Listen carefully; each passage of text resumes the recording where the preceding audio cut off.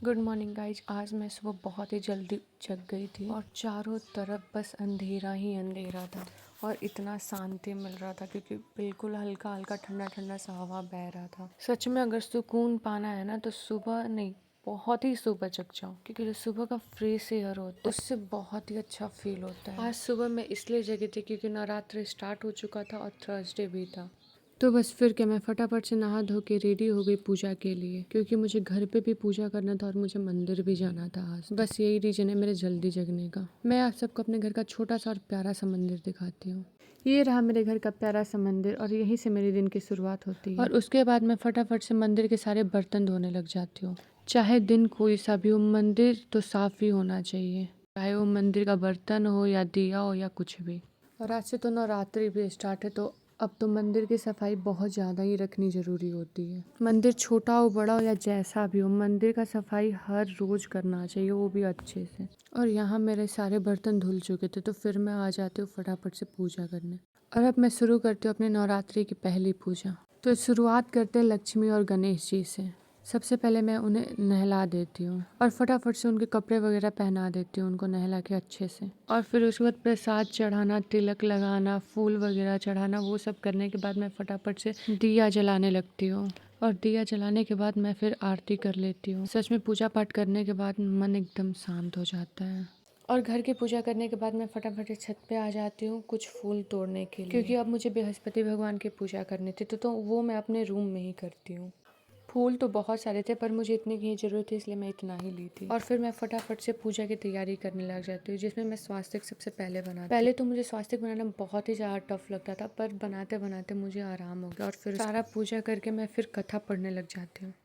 नष्ट के भोजन के लिए दोनों समय परिवार तरसने लगे तथा सांसारिक भोगों से दुखी रहने लगे। तब वह राजा रानी से कहने लगा कि हे रानी, तुम यहाँ पर रहो। मैं और मेरी मम्मी बृहस्पति भगवान का पूजा कंप्लीट करने के बाद मैं फटाफट से नीचे आ जाती हूँ क्योंकि फिर मुझे जाना था मंदिर तो मैं उसकी तैयारी करने लगती हूँ, जैसे डाली में फूल वगैरह रखना या जो भी कुछ इतनी भी सारी चीज़ें होती हैं मैं रख के निकल जाती हूँ, मैं और मेरी मम्मी। और सच में इतना ज़्यादा तब भी अंधेरा था, बहुत ही ज़्यादा अंधेरा था और बाहर एक भी इंसान नहीं था। पर मंदिर जाने के बाद पता चला कि नहीं, कुछ लोग पूजा करके उससे भी पहले जा चुके थे। रास्ता पूरा ही खाली था, बस यही लोग थे जो यहाँ पे थे, बाकी तो कोई भी नहीं था। और ये कुत्ते ऐसे घूर रहे थे जैसे हम लोग चोर हो। और फिर मैं और मेरी मम्मी मंदिर आ जाते हैं। मेरे गांव में 3-4 मंदिर है जो एक ही पास पास में है और जब भी हम लोग पूजा करने आते हैं तो सबसे पहला यही मंदिर है। इसमें सारी देवी लोग हैं, जैसे कि 9 देवी होती है ना, वो सारी हैं। उनके भाई जो कि भैरव भैया, हाँ वो हैं और वो रहते हैं। मैं जल्दी चली गई थी, शायद इसी वजह से आज कम लोग थे क्योंकि जब भी गांव में कोई सा भी फेस्टिवल आता है तो ऐसा होता है कि सारे लोग मंदिर जाते हैं। और अगर आप मतलब 6-7 बजे के बाद जा रहे हो तो बहुत ही ज़्यादा भीड़ हो जाता है। उस टाइम तो इंसान सही से पूजा पाठ भी नहीं कर पाता है। और फिर क्या, मैं यहाँ पे अपना पूजा वूजा करके फिर चली जाती हूँ दूसरे मंदिर में। ये मंदिर है जो कि ये दुर्गा माँ का मंदिर है, इसमें सिर्फ दुर्गा माता ही और कोई भगवान नहीं है।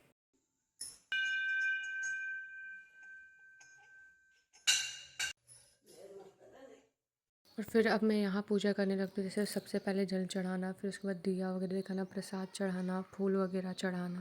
पहले तो मैं मंदिर अक्सर ही शाम में मतलब आ जाया करती थी क्योंकि मेरी दीदी थी यहाँ पे, पर अब अकेले होने की वजह से मैं बिल्कुल मतलब शाम में नहीं आ पाती हूँ। आज काफ़ी दिनों बाद मैं मंदिर गई थी और देखो अभी भी पूरा ही अंधेरा है।